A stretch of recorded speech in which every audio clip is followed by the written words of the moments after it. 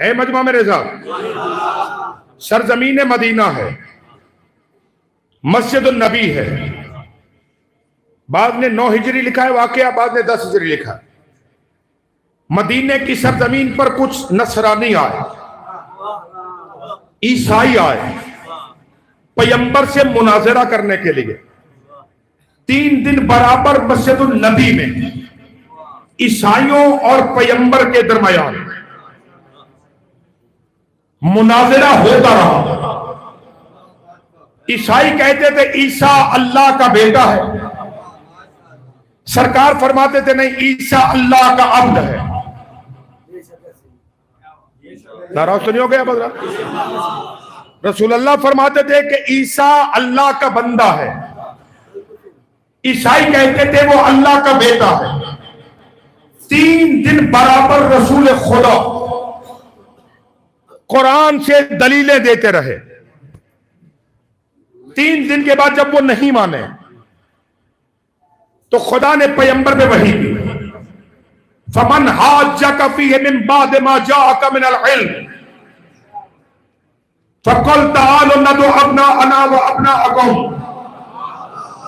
ونساءنا ونساءکم وانفسنا وانفسکم ثم نبتہل فنجعل لعنۃ اللہ علی الکاذبین۔ میرا محمد جب علم آنے کے بعد حجت تمام ہو گئی، آپ ان سے کوئی بحث نہ کرنا، آپ انہیں مباہلے کی دعوت دو۔ فَقُلْ تَعَالَوْا نَدْعُوا أَبْنَاءَنَا وَأَبْنَاءَكُمْ، ان سے کہو کہ تم اپنے بیٹے لاؤ، ہم اپنے بیٹے لاتے۔ نِسَاءَنَا وَنِسَاءَكُمْ، تم اپنی عورتیں لاؤ، ہم اپنی عورتیں لاتے۔ أَنفُسَنَا وَأَنفُسَكُمْ، تم اپنے جیسے لے کے آؤ، ہم اپنے جیسے لے کے آتے۔ زندہ مجمع سے بات ہے بھائی، انفسنا وانفسکم، تم اپنے جیسے لاؤ، ہم اپنے جیسے لاتے۔ ثم نبتہل، پھر مباہلہ کرتے۔ فنجعل لعنۃ اللہ علی الکاذبین، جو جھوٹا ہوگا اس پہ اللہ کی لعنت کرا دی جائے گی۔ مناظرہ ہوا کفیہ شادی 3 دن برابر مسجد النبی میں، پیغمبر ان کے سامنے قرآن پڑھتے رہے، عیسائی نہیں مانے۔ تو جب اکیلا قرآن نبی کی زندگی میں کافی نہ ہو سکا تو نبی کے بعد اکیلا قرآن کافی کیسے ہو گیا؟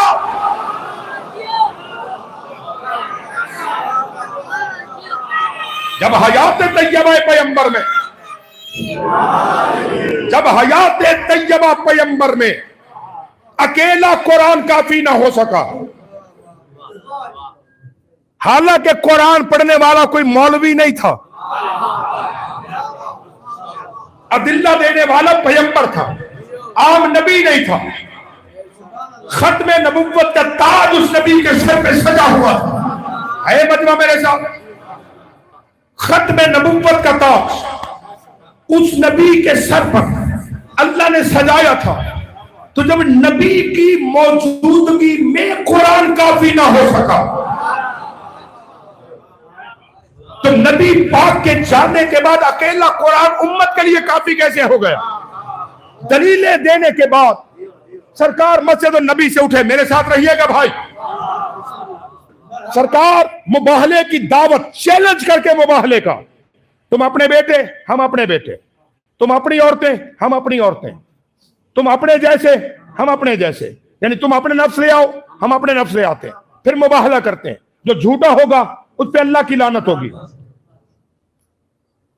رکھو علماء اسلام کے سروں پہ قرآن اور ان سے پوچھو کہ اس میدان میں جانے کے لیے محمد بیٹے لینے کے لیے کس کے دروازے پہ آیا؟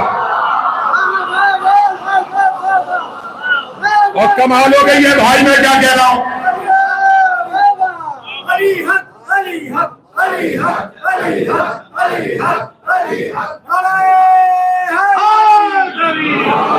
بہت ہے یا نہیں ہے؟ توجہ فرما رہے ہیں بندہ؟ میں طالب علمانہ سوال کر رہا ہوں۔ علماء کرام سے جا کے دستیات باندھ کے پوچھئے، قرآن کی یہ آیت ہے کہ فَقُلْ تَعَالُوا نَدْعُ أَبْنَاءَنَا وَأَبْنَاءَكُمْ، تم اپنے بیٹے لاؤ ہم اپنے بیٹے لاتے ہیں۔ پیغمبر اسلام بیٹے لینے کے لیے کس دروازے پہ گئے تھے؟ حالانکہ تاریخ میں بھائی جان موجود ہے جب مباہلہ ہوا تو نبی کا اپنا بیٹا حضرت ابراہیم زندہ تھا۔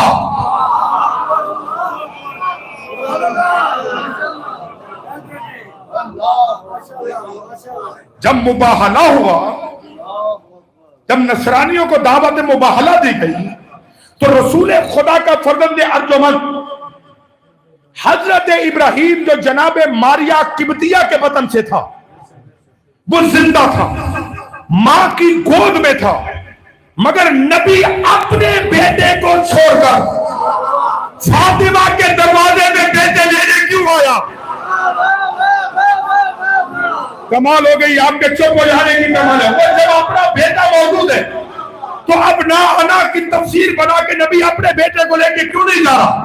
دلیل یہی ہے کہ جانا ہے اس نے جو صداقت کی اس منزل میں فائز ہو، کہ جس کی گواہی خدا کی بارگاہ میں قبول ہو۔ نبی اپنے بیٹے ابراہیم کو لے ضرور جاتے مگر وہاں مسئلہ یہ تھا، باپ تو معصوم ہے مگر ماں غیر معصوم ہے۔ مباہلہ میں جائے گا وہ توحید کا گواہ بن کر جس کا باپ بھی معصوم ہو، جس کی ماں بھی معصوم ہو۔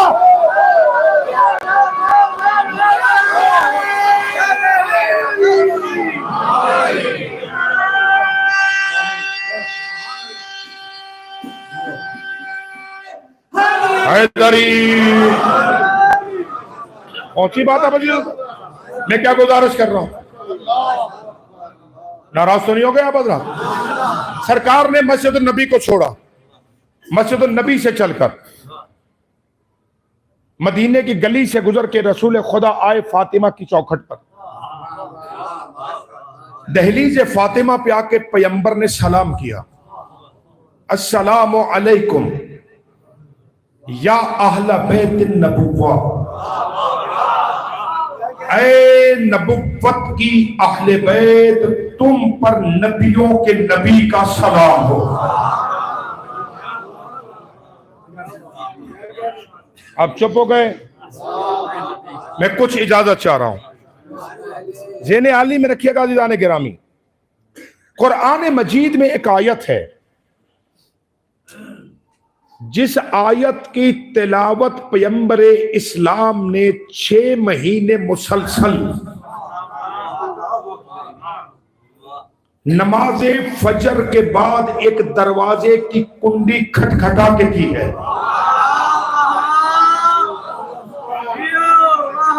اتنی مشکل بات تو نہیں ہے کہ آپ ساتھ نہ دے سکیں۔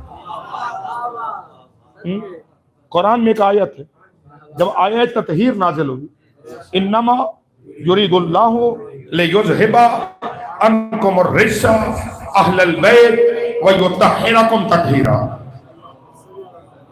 مل کے صلوات بھیج لیں محمد آل محمد۔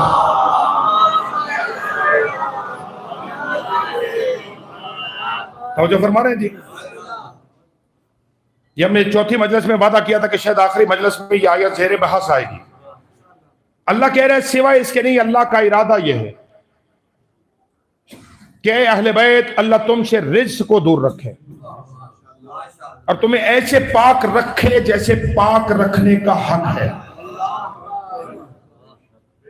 2 چیزوں کی ضمانت اللہ نے لی ہے اس آیت میں اہل بیت کے لیے۔ ایک ضمانت اللہ نے لی ہے کہ میں تم سے رجس کو دور رکھوں گا، دوسری ضمانت لی ہے کہ میں تمہیں ایسے پاک رکھوں گا جیسے پاک رکھنے کا حق ہے۔ قریب آنا چاہ رہا ہوں ذہنوں کے۔ 2 چیزوں کی ضمانت اللہ لے رہا ہے، ایک رجس کو تم سے دور رکھے، دوسرا طہارت۔ تمہیں ویسے پاک رکھے جیسے پاک رکھنے کا حق ہے۔ اب ذرا قرآن سے تلاش کیجئے کہ رزق کیا ہے، سننا چاہ رہے ہیں آپ حضرات؟ قرآن نے رزق کے کچھ نمونے بیان کیے سورہ مائدہ میں، انما الخمر والمیسر والازلام والانصاب ہم رجس من عمل الشیطان۔ قرآن کہتے ہیں انما الخمر والمیسر، شراب اور جوا، بت پرستی، مردار کا گوشت، یہ سب رجس ہے اور شیطان کے اعمال میں سے۔ آگے ذہنوں میں رہے، اللہ نے کہا میں تم سے رزق کو،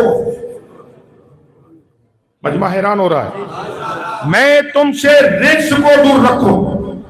رزق کی ڈیفینیشن کیا قرآن کر رہا ہے؟ شراب رزق ہے، جوا رزق ہے، ازلام و انصاب رزق ہے۔ پھر ایک اور منظر میں فَاجْتَنِبُوا الرِّجْسَ مِنَ الْأَوْثَانِ، بت پرستی رزق ہے، جھوٹ رزق ہے۔ یہ سارے نمونے قرآن نے بیان کیے، یہ رزق ہے، وہ رزق ہے، وہ رزق ہے، اور علماء نے اپنی اپنی تفاسیر میں رزق کے بھائی جان مصادیق کو بیان کیا، یہ رزق، یہ رزق، یہ رزق، یہ رزق بیان کرتے گئے۔ مجھے نہیں پتا کون کون سی شے اس رزق کے دائرے میں آتی ہے، مگر آیت کا مزاج بتا رہا ہے۔ اللہ کہہ رہا ہے اللہ کا ارادہ ہے وہ تم سے رزق کو دور رکھے، تو ماننا پڑے گا جو اہل بیت سے دور ہے۔ ہائے ہائے ہائے، اللہ اکبر، جو اہل بیت سے دور ہے وہی رزق ہے۔ وہ خود دور ہے یا اہل بیت نے اسے دور کر دیا ہے؟ وہ تو فرمائی آپ نے کیا تیزی سے بات آگے لے کے آؤ۔ یہ آیت جب نازل ہوئی پیغمبر اسلام پر، حسین بھائی، یہ آیت جب آئی رسول خدا پر، تو نماز فجر کے بعد حضرت ابن حجر مکی سوائے محرکہ میں لکھتے ہیں جی کہ اس آیت کے نزول کے بعد 6 مہینے یا 9 مہینے، دو روایتیں، بعض علماء قائل ہیں 9 مہینے، بعض قائل ہیں 6 مہینے۔ اگر 6 مہینے لو تو 180 دن، 9 مہینے لو تو 270 دن، فجر کی نماز پڑھ کے پیغمبر فاطمہ کے دروازے پہ آتے، اس سے زیادہ میں آسان کیا کروں؟ سیدہ طیبہ طاہرہ کے دروازے پہ آتے، دروازے کی کنڈی میں ہاتھ ڈالتے، ہاتھ ڈالنے کے بعد کہتے السلام علیکم یا اہل بیت النبوت و معدن الرسالت و مختلف الملائکہ، اے نبوت کی اہل بیت، تم پہ نبیوں کے نبی کا سلام ہو، اے رسالت کی کان، تم پہ نبیوں کے نبی کا سلام ہو، اے ملائکہ کے آنے جانے کی جگہ، تم پہ نبیوں کے نبی کا سلام ہو۔ یہ جملہ کہہ کے ابن حجر کہتا ہے کہ پھر پیغمبر اس آیت کی تلاوت کرتے، یعنی بی بی کے دروازے میں پھر یہ آیت بھی پڑھتے۔ اب میں نے یہ تمہید باتیں کیوں ہے؟ بھائی در کتنے دن اللہ کے رسول نے عمل کیا؟ یا 180 دن یا 270 دن؟ چلو 270 نہیں لیتے، صرف 180 دن۔